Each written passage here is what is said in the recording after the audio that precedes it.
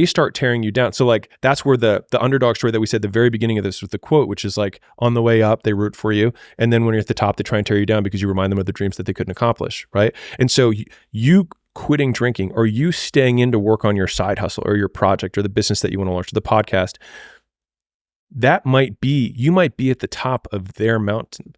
And so they are tearing you down because now you remind them that they haven't done it. And it's purely a projection of them onto you and has nothing to do with you. And that, I hope that comforts someone. Because what you said, I think, is like, if you're going through that right now, and I promise you, every single person who wants to do something with their life and has done something with their life has gone through the exact chapter that you're going through. And it's the lonely chapter. It's the chapter where you don't fit in with your own friends, but you don't have the outcomes yet to fit into a new group of friends. And you're doing this thing, you're consuming content on the internet, you're doing these free tutorials online to try and figure out how to set up a podcast and where do I host this thing? And then you're going through this and you're like, is this even worth it? Because you have no signs of success, right?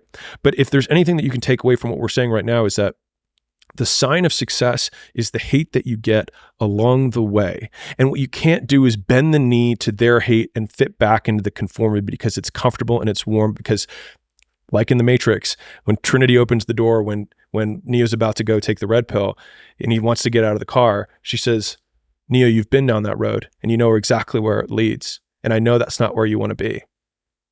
And then he closes the door. Like right now, this moment that you're going through is Trinity opening the door and being like, you could go back, but then you'd have to remember exactly what the reason was that you decided not to go out to begin with, just because you listen to this podcast and you consume this content and you're like, I can fucking do more than this. Like,